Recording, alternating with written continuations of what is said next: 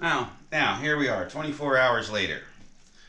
Um, I do a lot. I'm sorry. So what do we have? Well, we've got two pieces of pipe that are now glued together. Hopefully, my I'm not so. The epoxy did get hard. I had a pretty good feeling that that was going to work. That it was going to get hard, but you can see that it's red. It's definitely not clear, so it's not something that you're going to want to use for a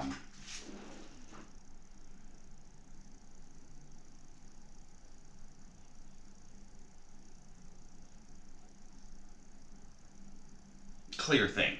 I don't know how else to put it.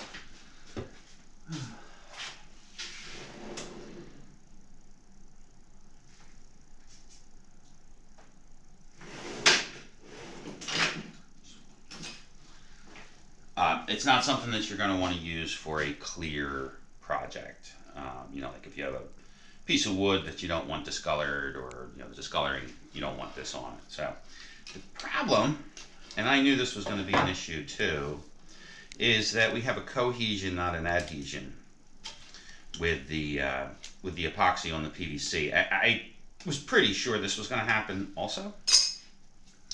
I did not sand the outside of this PVC pipe, so what's happening is the epoxy that was just on the outside, like just this runoff here, it's just flaking off with little effort. It's just flying off. Actually got a hunk of this in my eye already once today off camera, much to the chagrin of my detractors. You missed me going, wah, wah, wah, I got something in my eye. So I'd probably wear safety glasses while trying to flick this shit off. So, now there are a couple things that could happen here. One is nothing. It'll stay stuck together for the rest of eternity, and my great-grandson, if I ever have one, will throw these away because he won't have any use for great-grandpa's old utility trailer.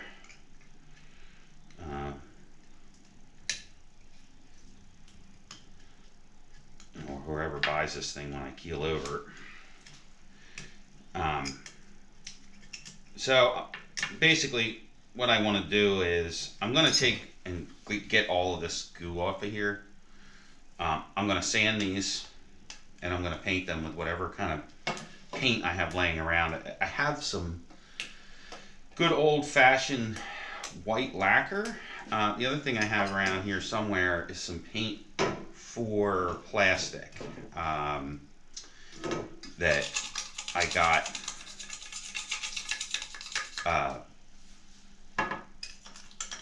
like I forget why I bought it, but it's it says it sticks to plastic. Nothing sticks to plastic without special primers and everything. I painted cars for 30 years. As a matter of fact, I still paint one from time to time if forced to.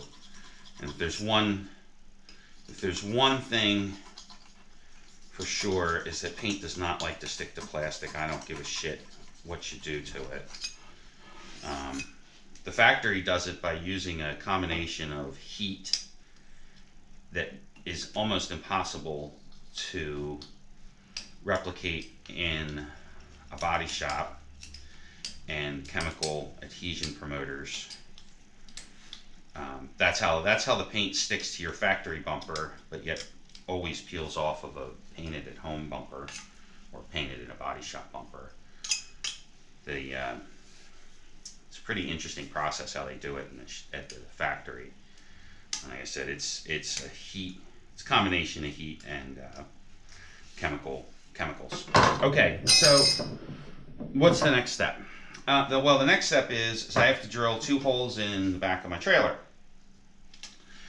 to get these to stick. Now, I used my head, shocking, I know, and I predetermined the holes. I have this. This is actually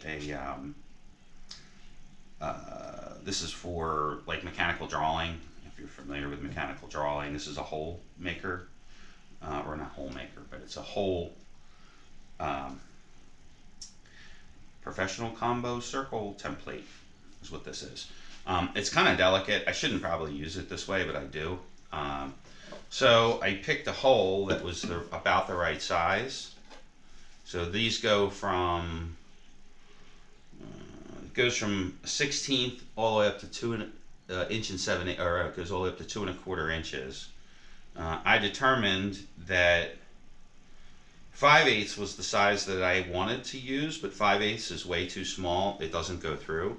But 11/16, which is the next size, or well, actually, which is 2 sizes up, goes in pretty well. 21/32 is actually pretty close, but 11/16 is the next closest drill size that I have. I've also got this in a smaller version. This is a wire, or what is this? Number size drill gauge. This thing's probably 75 years old. Actually made by Craftsman, so it's not that old. But this only goes up to 1/4 inch. But it is pretty cool because it gives you the decimal equivalents and everything. This is actually a pretty cool tool if you're drilling small holes. I'm drilling big holes, so I use that thing. I love gauges. I love no-go gauges, no-go gauges. I like things like that because it requires a lot less math than trying to use a pair of calipers or a micrometer. Mic's pretty easy to use, but it's still, when you're measuring something round, it's best to do it with something round. So what I did was I hauled through my box of drill bits, and I have a 5/8 Forstner bit. I don't think I have an 11/16 Forstner bit. It occurred to me I probably could just do this with one hole.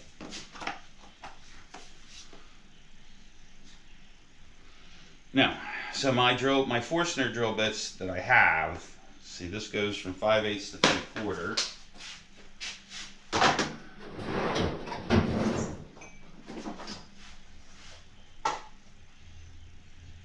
And this one goes from 5/8 to 3/4. So I don't have a Forstner bit that's 11/16, but I do have a twist bit.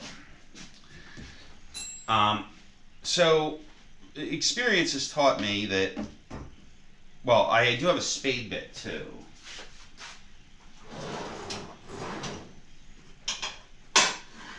I bought this spade bit tool kit. I don't know where. Home Depot, Diablo. I bought these spade bits, and not for nothing, they work so well that I can't use them. They rip through. They're actually awesome drill bits, but you have almost no control over them, which is really problematic. So they're great for drilling like rough holes in rough lumber, but they suck for drilling regular holes. So I was kind of waiting until it got a little bit sunnier out to drill the holes in the trailer. I want to show actually where I'm marking or how I'm drilling the holes and why I'm drilling the holes. Not so much how, but why and where. So there's a couple different schools of thought with drilling holes, but one of the schools of thought that is always the way is drilling a pilot hole before you drill a big hole. So my pilot hole in this particular case, because I'm using a Forstner bit, is going to be it's going to be the 5/8 hole, and then I'm going to follow it up with this 11/16 twist drill. Twist drills in wood don't really like each other. You can use them. A lot of people do. I use them for smaller holes, but bigger holes, Forstner bits are a little bit better. There's all kinds of drill bits for drilling holes in wood. Twist drills, they aren't so great. So I have this piece of wood here. This is another project that I actually didn't shoot a camera on because this didn't turn out all that great. So I have to redo the whole project. So I drilled a 5/8 hole, and then I drilled the 11/16 hole. Now I'm not going to jam this all the way in the hole because it's a bitch to get out, but this is the right size. I want to show why twist bits suck for drilling holes in wood. And they're great for steel, but they suck for wood.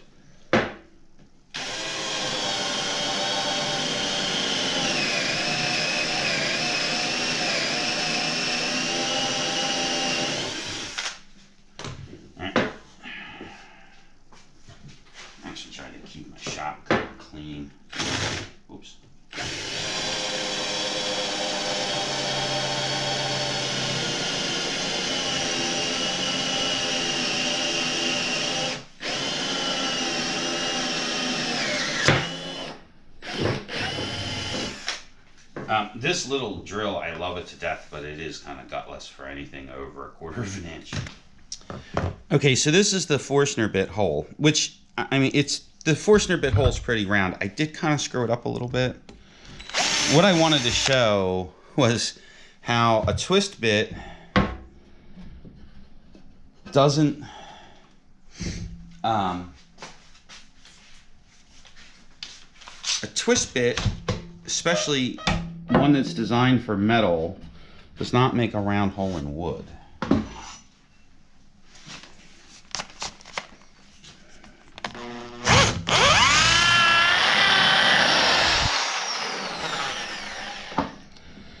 Yeah, I know it's really hard to see. Actually, this just made a liar out of me. Oh, no, there you go.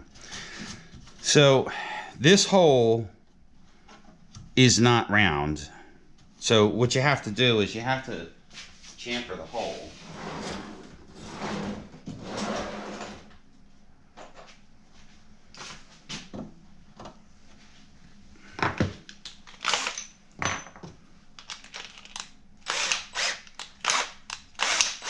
Should do this anyway. You want to countersink that hole a little. My countersink sucks. It's not big enough. You want to countersink the hole a little so it's more round at the top. So when you jam this in here, see how it's really tight. It's really tight because there's still epoxy on the outside of this. It's almost exactly the correct size. As a matter of fact, it's just slightly undersized, and it's because of the epoxy that's on here. If I took, and I don't want to clean the epoxy off because I want the epoxy to be on the outside of this for corrosion, but also just to give it just a little bit extra bite. So let's go drill some holes. I know that's exciting for you. Almost exciting as listening to me drone on.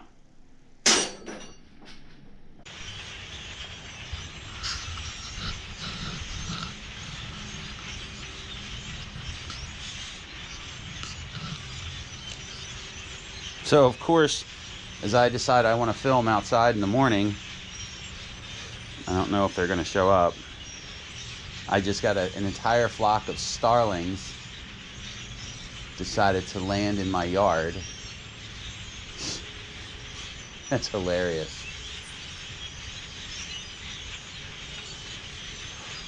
It's Attack of the Birds. We'll give them a minute. They usually move on. Okay, so what I got going on here is it's kind of silly, really, but the way I built this is I wanted the 5/4 board, which is here. Yes, I understand this is crooked, and it's crooked because there's a weld there, and I didn't feel like working around it. It's a trailer, okay? So the 2x4, which is on here, which is 3.5 inches wide, actually is a 1/2 inch or so. Yeah, 3/8 over here. So I have to add 3/8. So I'm taking the measurement from here. So I want this to kind of be in the middle of the metal here. So we're gonna say right about there. And I forgot a fucking marking tool. So, oh yeah, so it'll be, I want this to be right about there. Okay, and I want it to be, just for sake of argument, 3 inches in. So I'm gonna eyeball 3 inches. So right about there. Alright, it's a trailer, so it's close enough. So I'm gonna hog it out with my Forstner bit.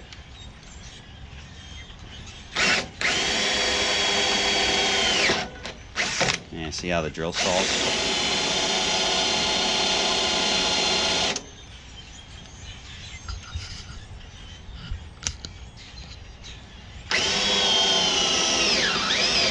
I should probably have a level on my drill, or a square. You need to clear the chips out. I don't want to trash my Forstner bit either on the metal.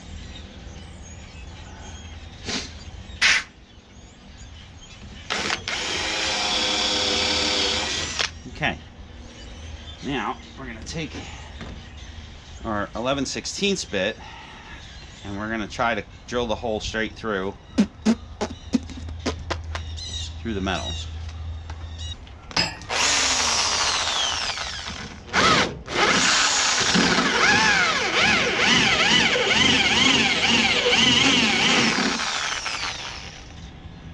Alright. Well, that marked it nicely. Right in the center, which is kind of what I wanted to do. And the hole is obviously crooked, which is another thing I didn't really want. But it is what it is.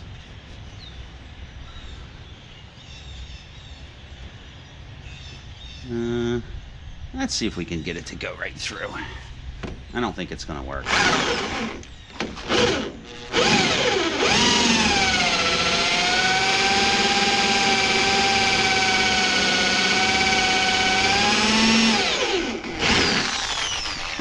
This drill bit ain't gonna do it.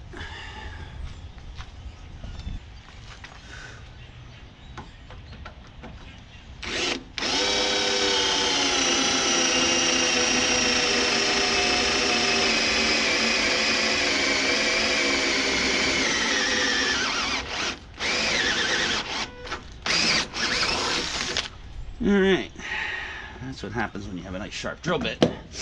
Now let's see if it's do it now.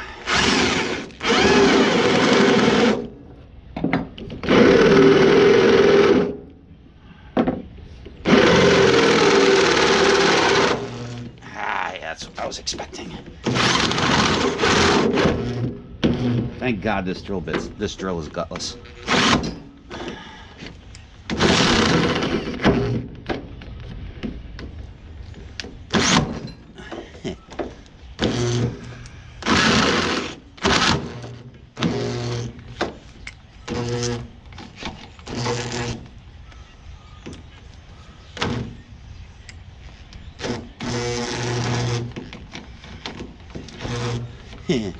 Well, I kind of knew this was going to happen.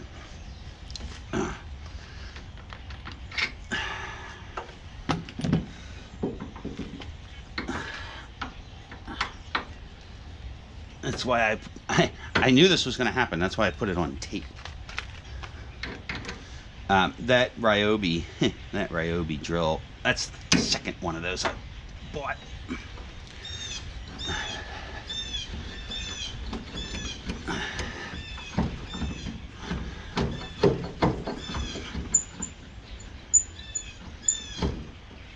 You know, it's pretty bad when a pair of vice grips works better than your drill.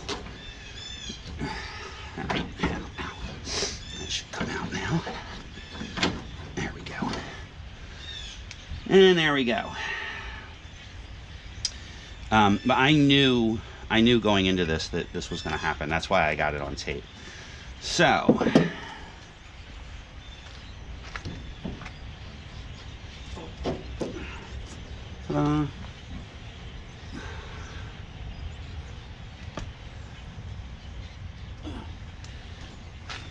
kind of perfect.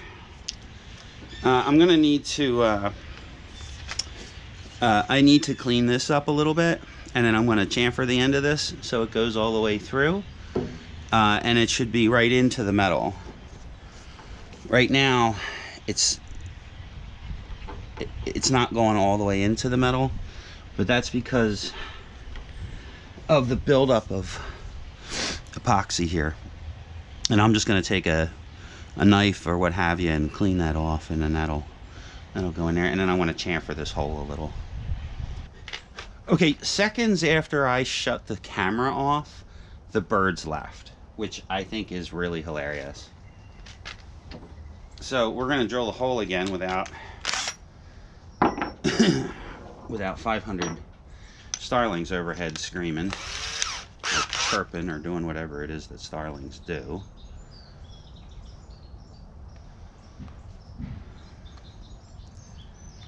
As fast as they came, they left.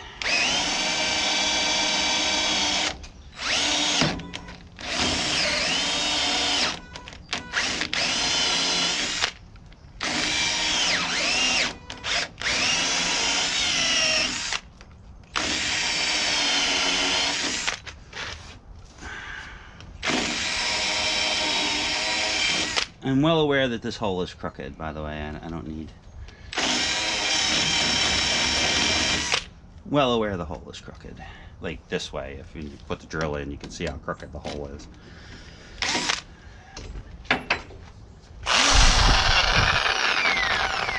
I'd love to get a Milwaukee hole shooter, a gear driven one, but a gear reduction one, but quite frankly, the things are dangerous.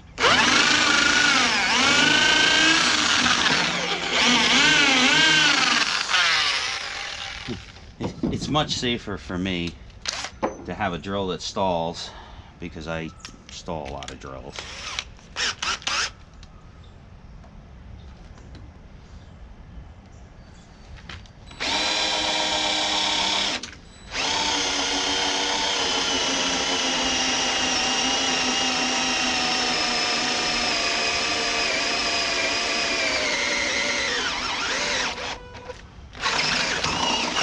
Case in point. I actually go out of my way to make sure my drill bits are really sharp, and the side effect of that is they have a tendency to bite too good.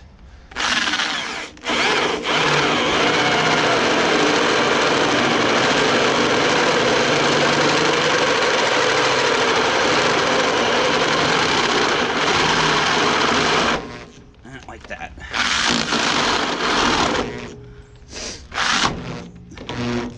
It's a great way to snap even a large drill bit. Yeah, she's not gonna go.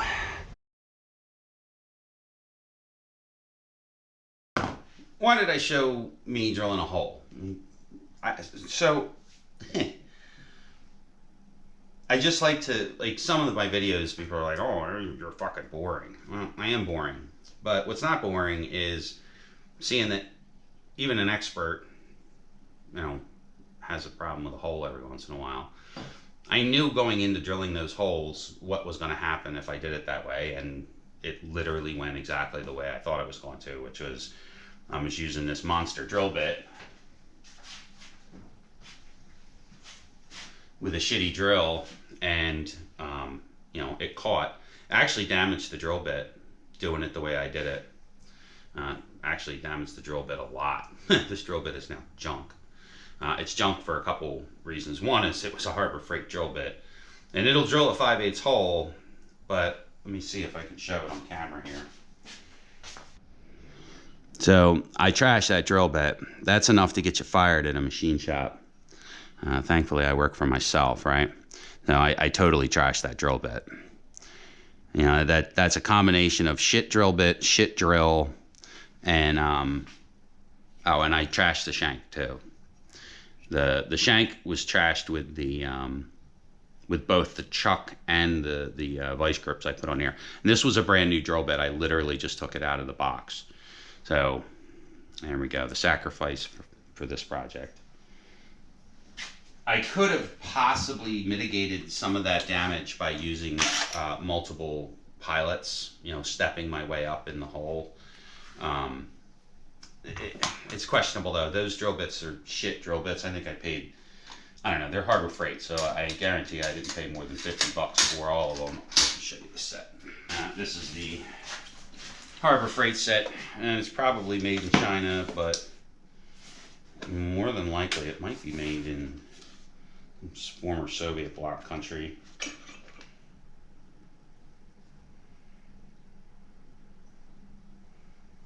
doesn't say. Warsaw packed shithole. Yeah, I bought these. I didn't buy them on a whim. I bought them because I needed to drill big holes in that trailer, actually. I borrowed a drill bit to do it. If you're gonna buy drill bits and you're only gonna drill 1 or 2 holes with them, buy cheap ones. If you plan on using them for important things, buy good drill bits. Even my Forstner bits are cheap because I trash them so quickly. The part of that is me. That I guarantee you is part of it's me. But I do have good drill bits that I don't use for much. Sadly, sadly I had somebody went and raped through my drill bit set. It wasn't me, actually. This was a set of Cobalt Mechanics length drill bits that at one time was complete. And this drill bit index probably cost me, even though it did come from Mac, This drill bit, so it's already like $50 overpriced. This drill index was probably $300. Breaks my heart that somebody went and broke all my drill bits and then never replaced them. So there you go on the drill bits. Now the next step, like I said, is going to be, I'm going to clean up these pipes. I'm going to clean these pipes up. I'm going to take the boogers off of them. I'm going to sand them out. I'm going to clean these ends up a little bit, which I haven't figured out how I'm going to do yet, but I'm going to clean these ends up. Probably just take this scraper here, which is like an oversized razor blade, and I'm going to clean the epoxy off this so it's nice and flat. I don't actually want to scrape too much epoxy off of here. What I may end up doing is actually I just decided what I'm going to do. I'm going to clean these up on the wire wheel, and then I'm going to put another thin coat of epoxy on the outside of them so they will stick in those holes a little bit better. And then we'll show the finished product. Okay, so I know this is kind of dumb, but my experience with other human beings is the vast majority of them are dumb. So to paint these things, two things. One is I pawed through my hoard and I came up with this stuff, which is this is a universal adhesion promoter. It works on plastic. PVC is plastic. The other thing I did was, while I had the drill out, I grabbed a piece of scrap wood and drilled 2 holes in it. So now I have, my pipes are up in the air in a way that, you know, that's the orientation of them. If you've ever painted a piece of pipe, and I've painted a lot of pipe,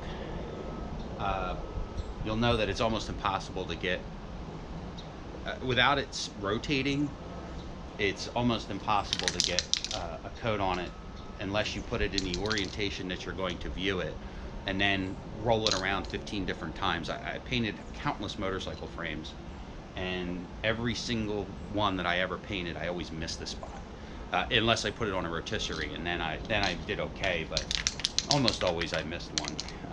Little known fact that old school motorcycle frames back, you know, pre-1970, they were dipped. New ones are powder coated, but in the old days, those things were dipped. And you can tell, especially on an old Triumph or an old Harley, where you can see the runs going off. As a matter of fact, manufacturers dip a lot of paint, or dip a lot of stuff.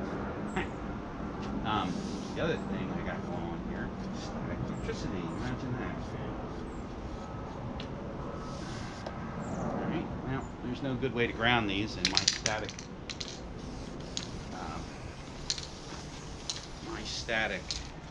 gun has long since lost its radioactivity.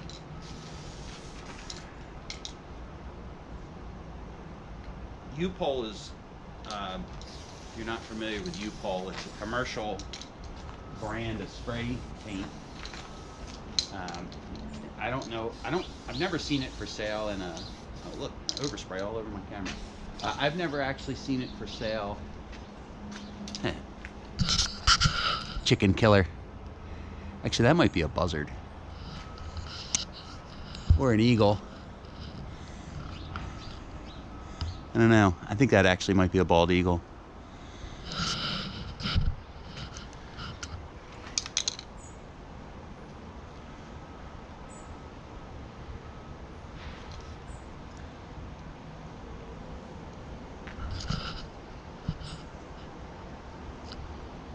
I can tell you right now, it's a chicken killer. One way or the other, that's a chicken killer. Or a little dog killer. I've never seen U-POL for sale outside of a commercial environment, but U-POL is U-POL's good stuff. All right, so I'm going to let that adhesion promoter sit on there for a couple minutes and tack up. It's really cold out here today. It's way too cold to paint, but I don't want to do it in my shop. Well, there you go. 2 poles on the back of my trailer. I think my journey to being an old man is quickly coming to an end. If I really wanted to be old manish, I put reflective tape on these things. They screwed in pretty nicely. This one needs a little bit more help, but I want to wait for the paint to dry, and I'm really going to give it a little bit of the business to get it to stick down in the hole. But this one, you know, these aren't just going to fall out. They have to be, they can be taken out, but they're not going to fall out. And of course, even with my fancy jig, I missed the little piece of the pipe here, so the yellow that's underneath of it. I had some cheap pale yellow. I had some pale yellow laying around from an old project. I put that on first, and obviously immediately ran out. So I just sprayed them with some white lacquer that I had laying around. They turned out okay, and like I said, if I really wanted to be an old man, I'd get some ICC tape and put it around the top of them or down the back of them. The next project is going to be putting a slot here. I'm just going to use some 2x4s. I'm probably not going to video that, but I'm just going to take some 2x4s, rip them down, and make a slot so I can put it like a 2x6 in the back side of this to keep shit from rolling out. Because it doesn't have it, there's no tailgate, so I'd be making a tailgate kind of thing. I don't want to make it remotely. I don't want to make it remotely permanent. I haven't even decided whether or not I'm even going to bother with it. So that's that.